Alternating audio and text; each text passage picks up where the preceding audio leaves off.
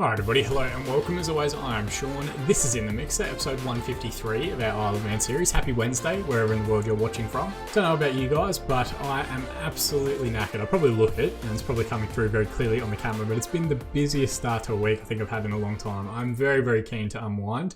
And unfortunately, it's not going to be two cruisy fixtures today where we pick up 6 points relatively easy. We've got two massive, massive games against very, very good opposition. Manchester United and Real Madrid in the Champions League. We're going to jump straight in, see how we've gone and bring you our recent results.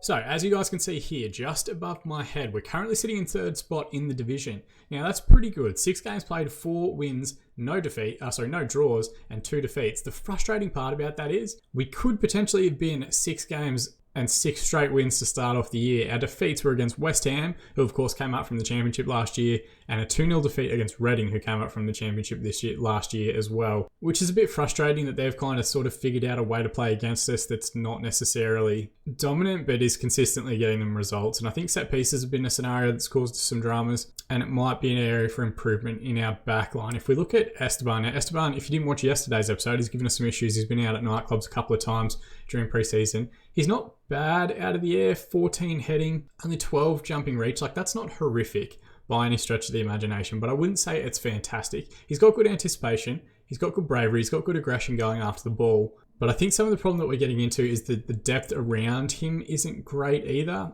Abdesamad, who's joined us during this most recent off-season, he's got a bit better jumping reach, 13, only 10 heading ability though.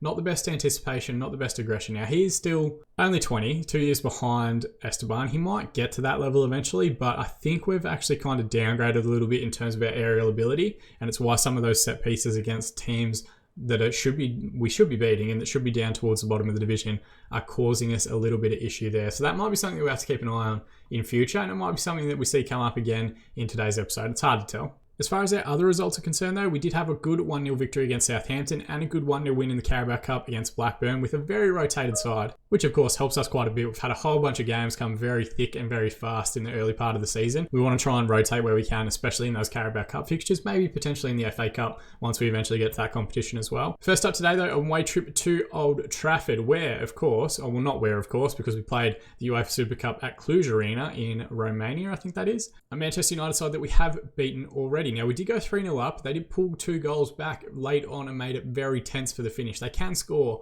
pretty much at a moment's notice. They've got a phenomenal squad, and we'll go through their lineup a little bit and the overall quality that they've got. It's ridiculous.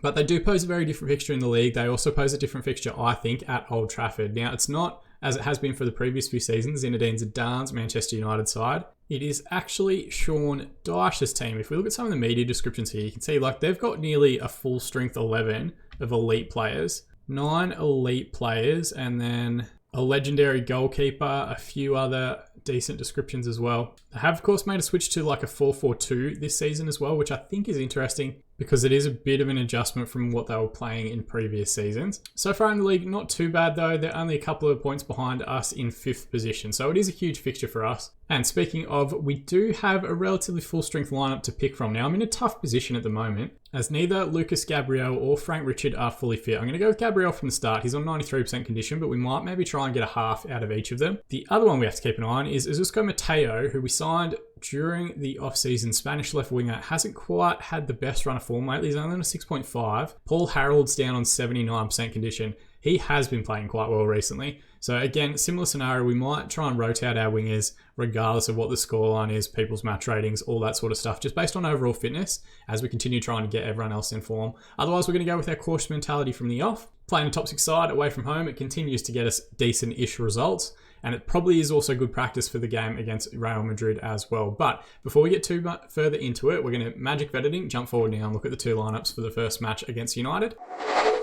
Alright, so first going through our lineup, it is pretty much full strength. It's Mancini in goal, Abdesamad and Esteban as the defensive partnership. I'm going to continue to give Esteban some time to make up his nightclub appearances to me. Carlos Andre at left wing back is doing quite well early part of the season. He's got a few assists in there as well. And Fontana over at right wing back. Lindelank in midfield, and where the captain's armband alongside Henry, our highest average rated player so far this season. Hardy will play at the 10 with Mateo and Lucas Gabriel either side of him. Rivera leads the line up top, so far our leading scorer. He's been excellent of late. Hopefully that continues into this episode as well. Looking at United, they've got a 4-4-2. Again, it's a different strategy and style to what they previously have done. but it is very similar a lineup to the one that played against us in the first game, or in the UEFA Super Cup. Different on left wing. They've got Bowen starting. I think it was Charalabous, the Cypriot international, maybe started on the left wing in the other game from memory. Eddie Bowen looks solid, not super spectacular. Ex-Swansea, ex-Benfica randomly. I think that might have been a loan spell while he was at United. Full English international, but 3-star current ability and potential. Not anything crazy good. Nacho on the other side, we know is one of the best in the world. Bianconi up top, scored against us last time. Quadio, who's wearing their armband, is very, very good. We might look at Petrucci in the middle, who again looks very good. 26-year-old Italian international, is at 10 by trade. They're going to play him a little bit deeper today. 4-star current and potential ability. He looks to be a very good prospect. Plays alongside Lidio, who I think's like their Roy Keane mold, if I remember correctly. Brazilian international. Plays a DLP. 4.5-star current and potential ability. Very, very high quality. He's got some very good traits, attributes and stuff in there. Doyle in goal is the legendary English goalkeeper. I think they've also changed their right back. Marcin Deluski. Looks like it's his first start in the league after 6 substitute appearances so far. And again, he looks okay. 4-star current and potential ability. Polish international. I think they've been kind of rotating between him and Escalante, who is their Mexican right back that we looked at for a little while when he was a Mexican wonder kid. They've got Rudy Uberg, who came off the bench and scored against us last time out. Nigel West, who's a full English international, who can play at the back. Jones, who I think played in midfield last time we played them as well. And of course, Elliot Blore, who previously played for Isle of Man. He's doing quite well. Eventually kind of became a 4-star current and potential ability player. He never really hit that height for us. 15 goals and 65 appearances over 3 years. He's been at 3 years now with United as well. Only 32 appearances and 5 goals in that time. But it's very typical of this game for ex-players to score against you whenever they can. Assertively, we're going to tell everyone no one expects us to get a result because we are still, I think we're towards the bottom end of our club reputation within the Premier Division sides anyway. So we aren't super expected to get the highest results. Even this season, I think our season preview had us finishing around 11th in the league. And immediately United are keeping the ball incredibly well. Bowen comes forward. It's knocked back. Rivera picks it up in a good area for us. Comes forward now on the right-hand side. He gets into the box, but Lidio with a good tackle. He recovers it again, though. Cuts back towards Haji, but then Lorenzoni with a long ball forward. Quadio, flick-on header to Bianconi. This is the danger, and thankfully the drive from the edge of the area well past the far post. All right, we made it out of the first 20 minutes without conceding, which is always a positive. We haven't had much in the way of shots of our own, though, and just that one highlight for United at the same time. We're through 30 minutes now. We might just use a sneaky demand more shout to get through to half time. And you can see a few players, mainly the defence, which is great, look focused, which is exactly what we need. And you'd think the longer this game goes on, the more United are going to try and come out a little bit more and find a winner, which gives us space in behind. So at half time, 0-0, 9 shots, 4 on target, 39% possession, 3 shots, none on target for us, and 61% of the ball, which is good. If we've got possession, they can't score. Assertively, we're going to say happy with the performance so far, keep it up, and everyone's responded positively. I'm not going to get dragged into panicking, and I'm not going to get dragged forward, though they do have the ball here, wide right area, Bianconi, deep ball towards Bowen back stick, and the header just past the far post. So second highlight we've seen from them, and twice they've had decent opportunities at goal that on another day they might finish. The concern there for me more was that we left Nacho wide open from that throw-in. He's very, very good. He's probably the best player in world football at the moment. Now, looking at those subs, an hour played. So we're going to take off Mateo as we planned. Harold will come on. And then even though he's not playing horrifically, Lucas Gabriel will come off as well for Richard. We're going to hold off on that last sub though. We're going to give it through to the last 10 minutes. And then have a look at how we can do from there. Rivera hasn't had a great game, just noticing that immediately. But what we want to try and do is get some run in this team and try and get some consistency in the lineup early part of the season. We've used to get creative shout, and it's got a good response, but statistically speaking, it's all Manchester United, and they've just found the back of the net as well. Max Jones, 5th goal of the season, an assist from Nacho. I'm pretty sure Julberg put a ball in there, but we're going to see this one in 3 dimensions. Nacho with the free kick. Julberg heads it, and then it hits Jones and goes in. So I'm not sure how Nacho gets the assist with that one. Might as well open it up. Let's go positive for the last 10 minutes or so. We might also hit pause. And now screw it. Let's go attacking. Let's get super aggressive. Rivera hasn't played well. We'll bring on Uli Schaefer. Straight like for like swap. And really, I think that probably goes to show how good United's defence is, that our front three has all struggled and all been substituted on the day. We've used to demand more shout as well. And they've made a couple of changes of their own. 4 additional minutes to be added on here. We haven't had a single highlight all game. And as we're through additional time, referee calls for the final whistle. Max Jones with the 77th minute winner off the bench in the end. 16 shots, 7 on target, 40% possession for United. 5 shots, none on target, 60% of the ball for us. Assertively, we're going to say despite the result out there. We were underdogs, you gave your best effort. I'm not going to shit on everyone too early. But early part of the season, we've got 4 wins and 3 defeats from our opening 7 league games. It's not exactly the greatest form. Really, the only thing that's saving us at the moment is how level the rest of the division is. Only 6 points separating top spot all the way down to 13th, which means we're getting away with a little bit. Youthful FC Isle of Man calm stuck. Arnaud Henry actually got man of the match with a 7.2 match rating, which I think probably says a lot about the game. We didn't see much from our own team and not a lot from United either. Only 7.2 with the best rating of the match. Does see us drop down to 6th spot. United go above us into 3rd on 13 points. So we're not dead in the water just yet. But we do need to try and continue to keep pace with the rest of those sides in and around the Champions League spots. And it does give us 4 days before the game against Real Madrid. So what we're going to do is give everyone that just started a rest. And then we might jump in before the next game because we might have a look at Mateo, Gabriel, Harold and Richard and see who's fit and more importantly, see who's in decent form that we can try and start to get a good performance out of. Magic of editing though, we'll jump forward to that match now. Alright, so just like that, we're a couple of days further ahead. You can see Real Madrid, excellent form, 5 straight wins. We're in okay form, 2 defeats in our last 5, but 3 decent victories in that period as well. We're both playing 4-2-3-1s, which is very interesting. And you can't see him because he's hidden behind my head, but Hans Wolf is the manager at Real Madrid. He's had an interesting career. Started as the manager of Hamburger SV at the start of the database, then was at Genk for a couple of seasons, Belgium national team manager, Sevilla, Roma, and now Real Madrid. Very, very interesting stuff for the 55-year-old German. They are still one of the best sides in the world. I don't think that's ever a surprise to anybody in anyone's save. We will go cautious given that we are away at the Bernabeu, but I think what we might do is make a couple of adjustments in those wide areas. We're going to definitely bring on Paul Harold, who's had a good start to the season. Mateo just taking a little while to settle in. That 6.5 rating over his last 5 games, not the best. And Frank Richard isn't much better, 6.46 over his last 5. Keep in mind though, some of those are sub-appearances, which kind of sometimes leads you to astray in terms of the overall performances of a player. If we had been winning, I'd have been happy leaving Mateo out there. But I think maybe Harold and Gabriel will be the way to go. Thankfully, everyone's condition is good. Thankfully, it's a full choice lineup, a full strength lineup effectively available to us on the day, which is always handy. But we might as well hit submit team and then check out the 2 lineups. It will just be that one change for us, which makes it nice and easy. Harold comes in on the left-hand side for Mateo. Looking at this Real Madrid team, it's a very, very impressive lineup. Their captain back here, Ignacio Marquez, Argentine international, 4.5-star current, and potential ability, still only 26 years of age. Just elite. Like, look at these mental attributes. That's so much green. That's ridiculous. Ball playing defender on cover. He was at Boca for a while, then Lazio, and has been at Madrid now for 6 seasons, making 169 appearances in that time.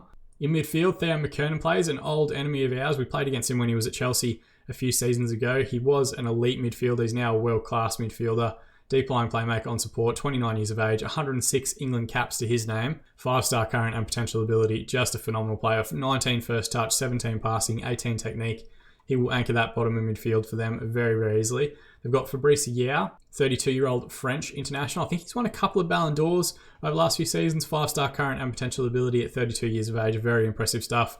185 goals in 313 appearances for Real Madrid. He's been there now for 11 seasons after starting his career with PSG way back when. He actually was in the database, so this guy actually came through as one of the original regens in the very first season of the save itself, which is crazy. Would have been wild to think maybe if we had a whole bunch of cash when we were playing in level 10, maybe we could have got him on loan from PSG 2 or something like that, but his career's just gone from strength to strength. 8.05 no, it's at PSG 2. I thought that was with regular PSG, but still some very impressive seasons. 7.56 average rating in League 1. 7.59 is his average rating for his first season at Madrid, and his season so far, 8.37, very, very impressive. Karamoko, who we've played against before when he was at Chelsea as well. Chelsea seem to be an area where Madrid are recruiting quite heavily. 4.5-star current ability and potential for the Ivory Coast midfielder. I think he's scored against a couple of times as well. Up top, they've got Torben Derholtz, 25-year-old Austrian. Came through at Sturm Grasses Academy, was at Monaco for 5 seasons, has been at Madrid now for 2 years. 11 goals in 19 appearances. Maybe they are rotating just a little bit against us. Again, we don't have the highest reputation, so I think a lot of teams take us lightly in some of their lineups, but they've still got some absolute quality out there. Again, we're just going to stay calm, assertively. Nobody expects us to get a result. It's 2 of the biggest sides in world football. We wouldn't complain too much if we don't get out of the episode with a win, but it would be good after losing last time out to try and show some sort of character and keep ourselves in the top 2 positions within our Champions League group. We have got possession here though. Carlos Andre forward to Harold. Now Henri Back to Andre. Now Abdesamad loses out to Derholtz, who has gotten goal side. He's got a lot to do wide right area. It's a good finish though. He beats the keeper near post. 4th goal of the season for him. And Mancini, it says, will be disappointed to be beaten at his near post. I can't complain about anything Mancini does. He's kept us in so many games throughout the couple of seasons that we've had him. Derholtz, great little run. It's weird. Usually you see the striker go far corner in that one or, side netting. He just squeezes it in near post. It's a very good finish. And we can't be giving many opportunities like that to a team of quality Real Madrid. That's just not how the game works, unfortunately. In the other game, we'll keep an eye on. Wolfsburg have already taken the lead in their match, which might see them go above us on goal difference.